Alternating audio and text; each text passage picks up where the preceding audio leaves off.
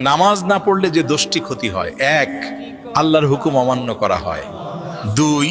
জীবনের বরকত কমে যায়, তিন,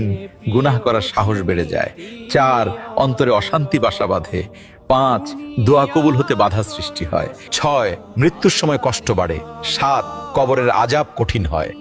আট, হাসরের ময়দানে প্রথম প্রশ্নেই ব্যর্থ হতে হয়, নয়, জান্নাত দূরে সরে যায়, দশ, জাহান্নামের শাস্তির পথে চলে যায়। নামাজ শুধু ফরজ নয়, এই নামাজই আমাদের রক্ষা।